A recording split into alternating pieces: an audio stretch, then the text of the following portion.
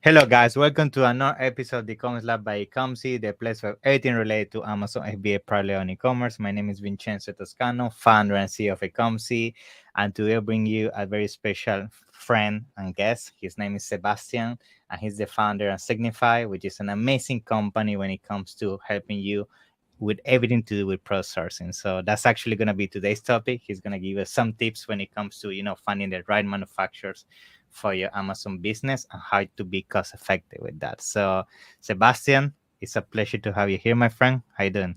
Vincenzo, thank you so much for having me on here, and what a nice introduction. And yeah, I mean, to be honest, I see this whole thing growing more and more into a family, and I see you all over the place. And I guess we can call each other friends by now. It's Yeah. really lovely to see how the whole e-commerce, how the whole Amazon community grows together. And Yeah. thanks so much for having me. It's a pleasure, man. I think the first time we met was actually in Mexico, right? We had a good time there. It was a good question. Where was it? Was it Mexico at the Yeah, it was in Isla China? Mexico with the Mexico trip. Yeah, that was the In first the time. Mexico sourcing trip where my wife Yeah. came a couple of days before myself. Yeah. Yeah, that was good, man. But yeah, I mean, it's been a pleasure to meet you, man. I love what you guys do in the space. So it's definitely nice to have you on board. I know today you're gonna share a lot of insights when it comes to finding manufacturers and so on. But I think before we jump into that, though, I want to talk a little bit about you because I think what I love to do with all my guests is to learn about the story, their background, and how they jump into the e-commerce space, and potentially as well hear about how you came up with the idea of funding Signify. So maybe you can give us a little bit of insight on that. Yeah. Uh, cool, sure, absolutely no problem. I just noticed, excuse me, please, for the background. We're right now at the Scale for E-tail event in New York, so that's why hotel room. And I just noticed the fridge started pumping like right below the desk. Can you hear any scratches, or is everything okay? No, everything is great. Don't worry. I mean, people know you're a traveler all around the world, so that's fine, bro. Cool. All right. I just want to make sure the sound quality is okay as well. Yeah. Um, Bit of the background. What happened, or how did the whole thing get started? Well, in general, we are Amazon sellers ourselves. That's actually how everything started in 2014. Back then, we used to live in China for a quite long time. I was in Asia for 6 years. My wife was in Asia for 12 years. And we actually met back then in China. We just did a quick discussion on Yeah. what your wife better have, girlfriend slash anything is doing. Yeah. And she's a chemical engineer, like you said, and Yeah. I'm an electrical engineer actually by university, and was I'm an 12 years. aerospace engineer, so we are all engineers here. Yeah. There you go. Engineers are the best. Yeah, man, 100%. I actually heard this thing from, I remember who it was, by saying when it comes to business, apparently engineers are one of the communities that when they get business and they get into entrepreneurship are one of the best because of the analytical mindset. So I think we're on a good road, bro. Yeah, but there's also a big but, and that's what I notice on myself as well, depending on which business it is. Engineers like to do everything on their own. Yeah, that's true. That's Engineers true. like to, put the hands on, get everything going. And when it comes to outsourcing, or not, sorry, not outsourcing, but hiring staff, building a It's business, it's difficult. It's so hard difficult. to give control away. My wife, she has an MBA. She's much more brutal with that. She says like she learned directly from the beginning, and I'm learning from her how it is, to hire more people, not to do everything on your own. Yeah. And that's, I mean, biggest great thanks to my wife for, yeah, she's pretty much built the whole backend, and now we're more than 50 people in Wow. I think Signify. that's the beauty of combining the two basically skill set. You provide more the analytical, more the technical side. She provide more the business Yeah, team building side of things, yeah, which is perfect combination. it is a very, very good combination, no doubt. Good. Um, Awesome. So let me, learn more about you. How you got started into e-commerce, how you jump from engineering to e-commerce and then from there to Signify. Yeah. well, 12 years ABB, ASEA Yeah. Brown Boveri, industrial world leader world market leader in industrial automation and Mhm. electrification. So nobody really knows ABB, but everybody knows Siemens. Back Yeah. then, they also had like 145,000 people, so a massive company. Good. Yeah. And they, with them originally coming from Germany, I said, hey, I want to go abroad again, but don't give me Europe, and don't give me Singapore, because it's Asia for beginners. I want to go the hard way. That's how I went to China. And during the China time, my wife has been doing sourcing all her life long. Yeah. She's Russian. She comes, from the Russian-Chinese border. And Okay. she very early, in the age of 16 or 17, she actually already went to university in China, Wow. but on a UK, no, I think 17 or so, but Yeah. still very, very early, into a UK compound of universities. So yeah, she did sourcing then, and what so many Russian ladies actually been doing back in those days was going to Okay. China to source for Russian companies. Interesting. And she's stuck with that. She's been doing sourcing all her life. And one day, it was 2013 or 14, she told me, Sebastian, I was always doing something on the side, always building something while being employed, Mhm. always somewhat related to sales, which is weird. And then she said, hey, listen to this podcast. And back then it was Scott Walker, the amazing seller. Yeah, I And remember. whenever the air was okay, I put, FFP2 mask for us in 2011, 2012. That was normal because Yeah. we used to live in Beijing. And, you always wear a mask if the air pollution is so bad. And whenever we had a chance, walked outside, went to, went either jogging or walking in the evening to get some steps at least in, mask on, headphone in, and listened to Scott Walker and learned how to do FBA. And I was like, that all sounds somewhat reasonable. Where's the trap, or what's the issue? And said, hey, look, we're doing sourcing. Like, we're sitting right at the source. We're living in Yeah. China. Yeah. And this is how we got started with the first business, the first brand ourselves. Later, we moved to Singapore and stayed there a couple more years and built up the own first brand. And I usually say it actually took me like 1.5 years to understand that the other side bed by the way, Yeah. I felt that the other side of the bed could actually do the sourcing for my own brands. And I was like, why does Yeah. my girlfriend do that? Yeah, that's a good. That's great, man. I think I love this story because when it comes to your background, when it comes to jumping from engineering to now having your own business and all the journey you just described so far is very similar to mine. I think it all comes down to, I think we both of us that we have this engineering background. I think both of us at the same time also had the entrepreneur bug inside us, that we wanted to do something on our own, something on the side, make extra money, because we know when it comes to engineering, we are very limited to the amount of money that we can do. And to be honest, I'm proud to see what you guys have built so far, and building this empire. To be honest, I see Signify all across the world now, and I think what you guys are doing with helping with sourcing is amazing, because I think when it comes to sourcing, is something that I feel right now in the Amazon space is pretty.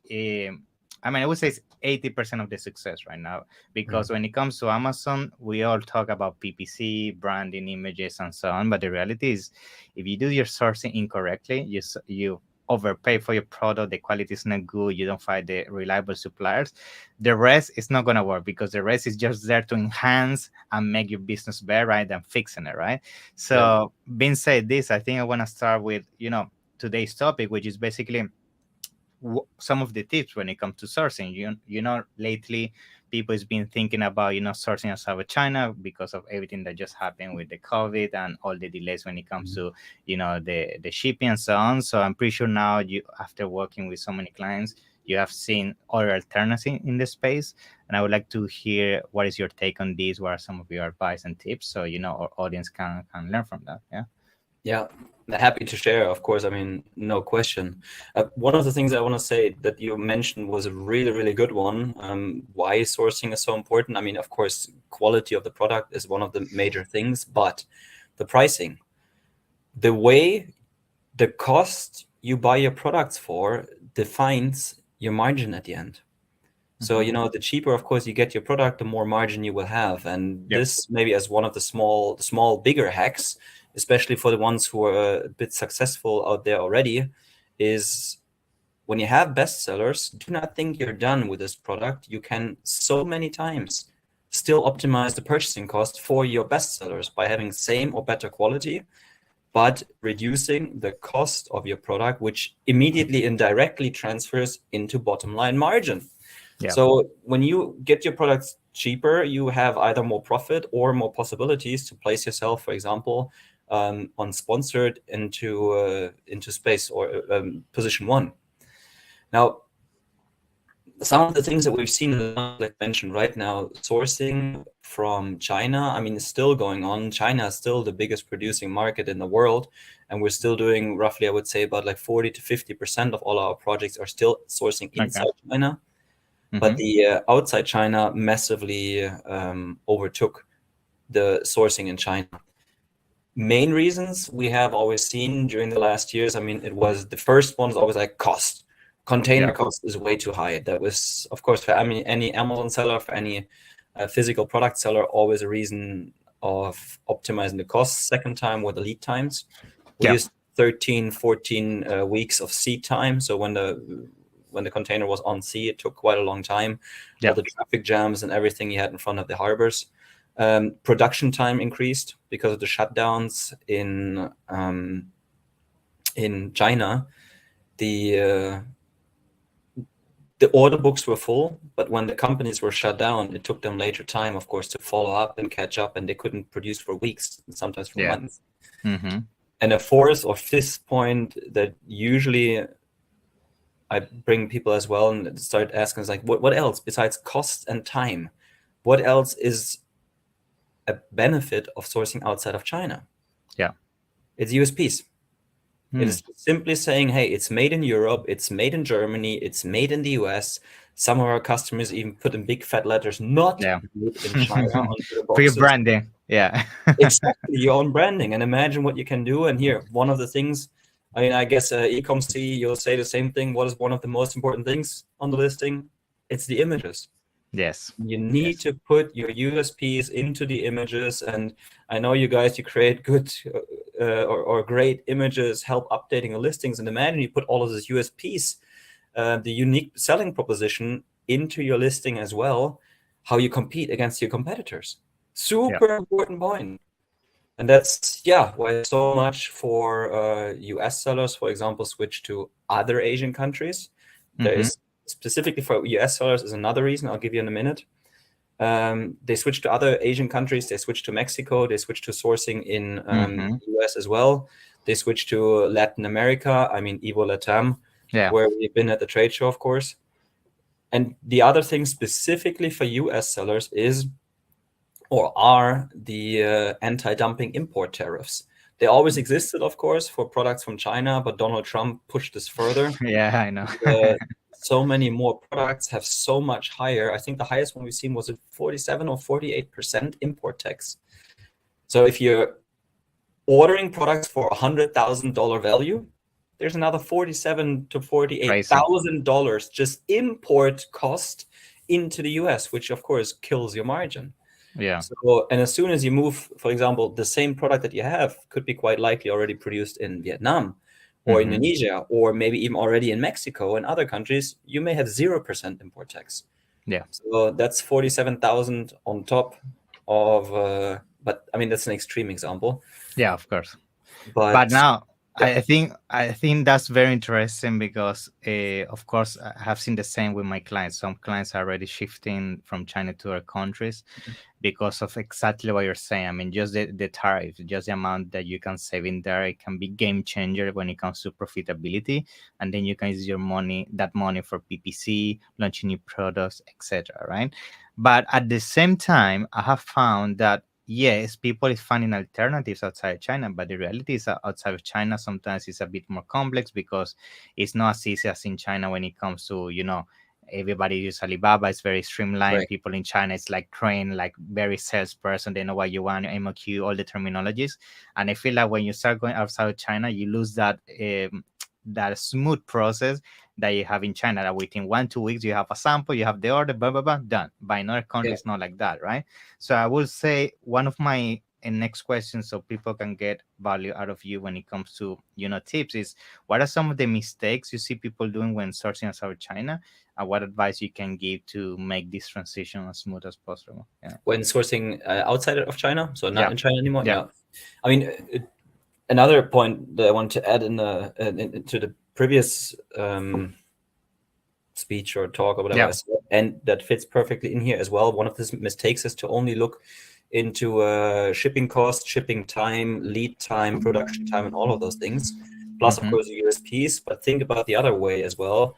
It's the shipping time, on the other hand, will be a lot lower. I mean, sometimes you can load it on a truck and it's going to be there in 2, 3, 4 days. The cost, of course, will be lower, but at the same time, also the possibility of ordering more frequently in smaller batch numbers. You don't need to make like, an order of 10,000 if you say, hey, you know what? I mean, we don't have 6, 7, 8, 10, 12, 14 weeks of shipping time. We have a lead time of like 1 week for delivery. Yeah. So we could place many more smaller orders and, not that much of cash is invested. Yeah. And you can... It's a cash flow game, basically. You can recover your money faster and you can flip it faster. Yeah. This is one of the things. Plus, your planning doesn't need to be as strict and tough, and you don't need to be as worried to say, oh, is 10,000 units now enough for the next 6 months? Or when do I need to order again? Because here you say, it's like, okay, we'll produce. It may be production in 2 weeks, 3 weeks, 4 weeks, 1 week shipping time. Boom, we're done in 5 weeks instead of a pre-run of 1.5 to 2 months. Yeah. Sorry, that was actually the same amount then, but instead of having like 2.5, 3 months, or even 4 months, or sometimes 6 months pre-calculation, and all of the invest, of course. Now, another thing is, I mean, both in China, yes, there's Alibaba. You can use Alibaba. You will find a lot of manufacturers. But by the way, we also find a lot of manufacturers that are not even on Alibaba, because we have our local team. We can read and write. I myself not. But speak Chinese, but the rest of the team can, and we network and we find other people who are not even on Alibaba or who may don't even have a web page. Now, the same thing goes for the other countries outside of China. Alibaba, there may be a few of them on there. There may be Euro pages, global pages, a WLW for Germany. There may be so many other platforms where you can find suppliers, but at the same time, also look for Google.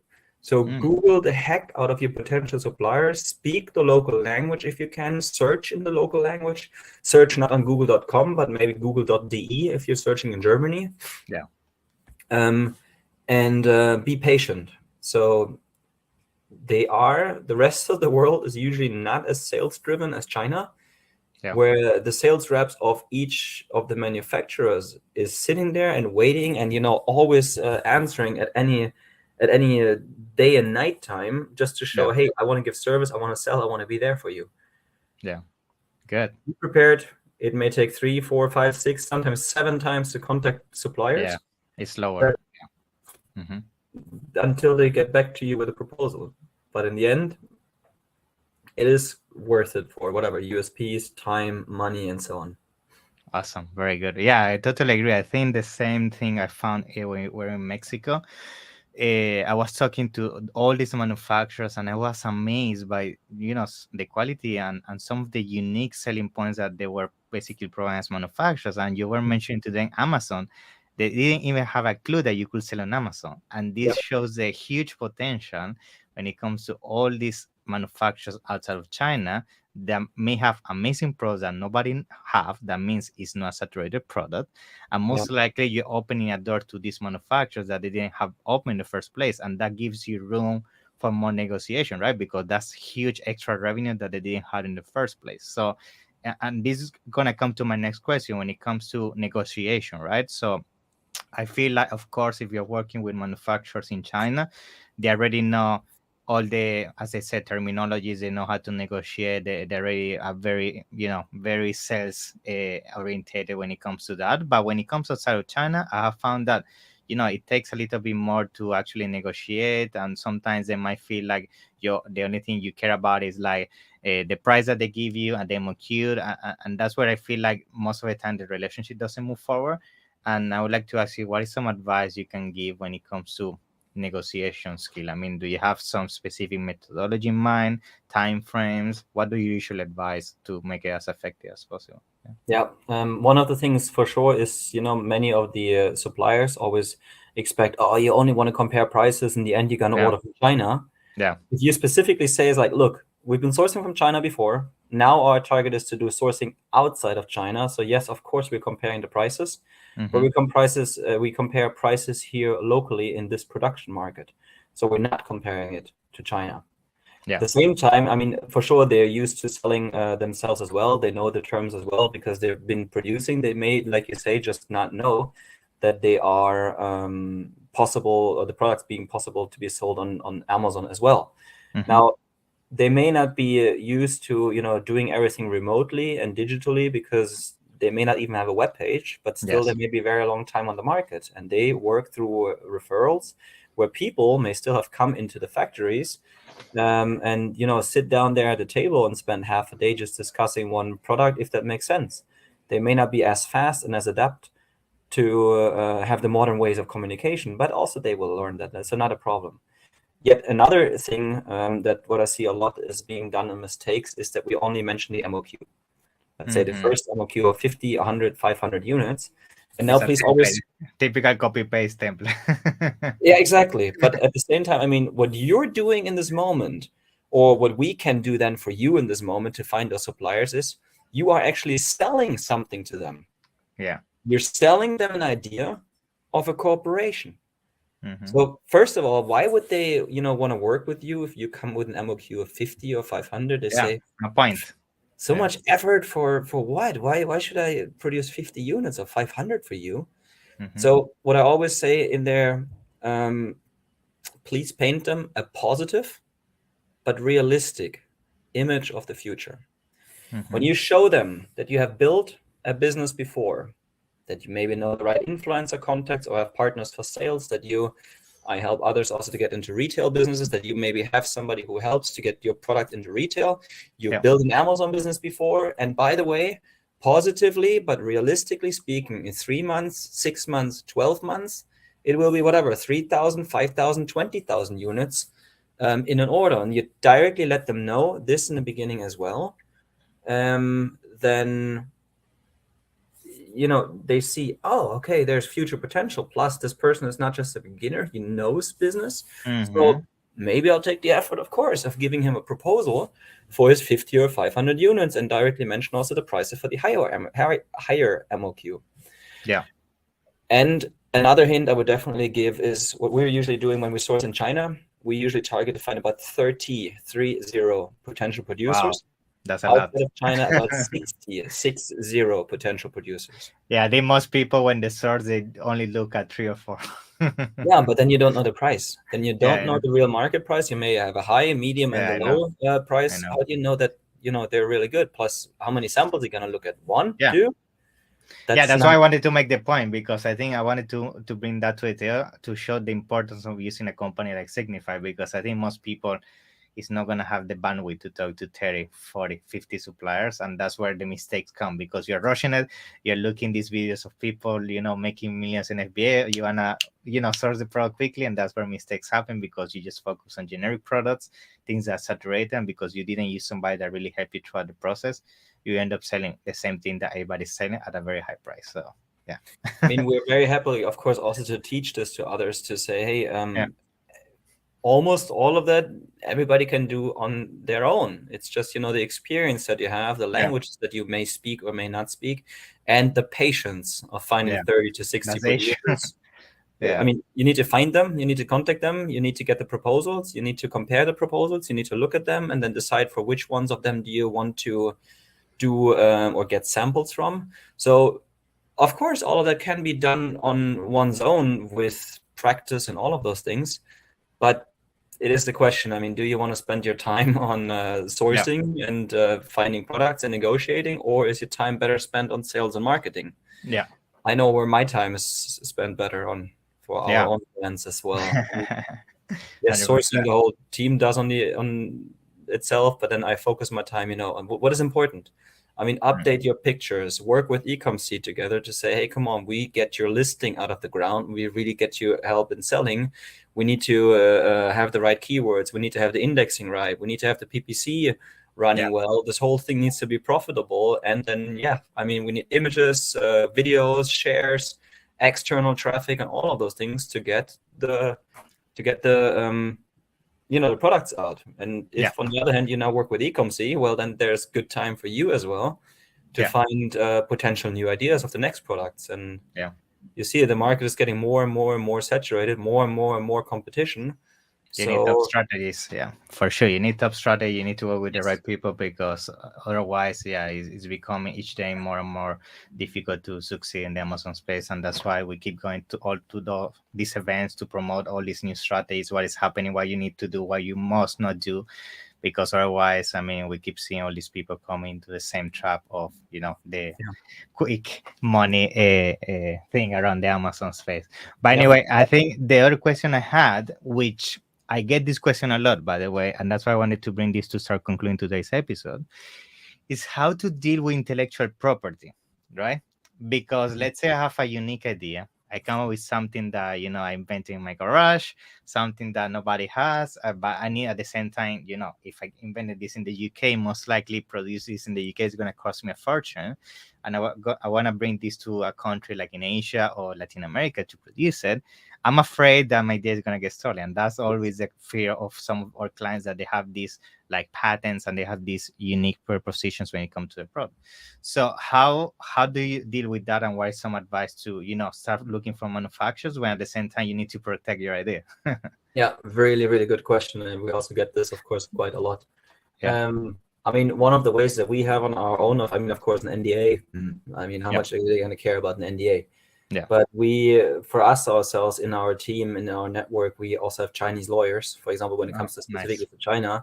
And we can also make NDAs, NNNs, and all of the other documents or agreements in Chinese language. And yes, we could also go to Chinese court, or in front of Chinese court, with the lawyers that we have in our network.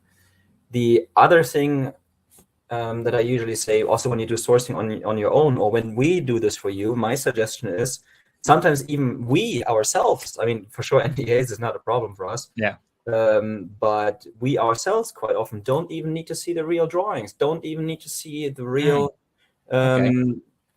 documents, because to be honest, I mean, how do I say that? We've even done projects for some.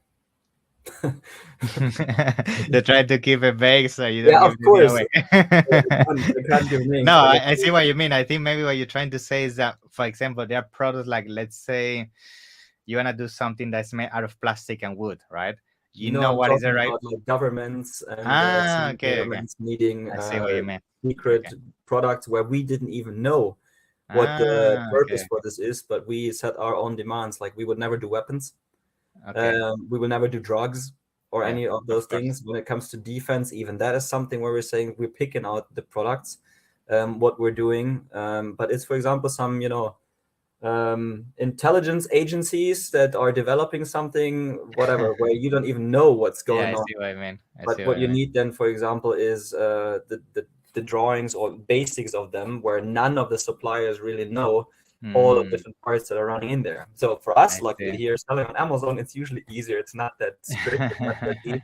But those were some really, really interesting Wow, projects. that's interesting. So I think in that case, I'm assuming the process you will do is like you just need to understand what is the material, what is the specific type of manufacturing or machinery, and then you go along those lines to find the right manufacturer, right? You keep it vague, I guess. Yeah. The hint for you then would, of course, be like, do not give out the drawing to every one of the suppliers that you're asking from. Okay. Take another drawing. Take something that's somewhat similar when we're going and finding the 30 to 60 potential producers, and you give them a document, where it shows like some kind of product which is somewhat similar. Very close. You can create this, and okay, then most likely they'll also be able to create our product. I see what I mean.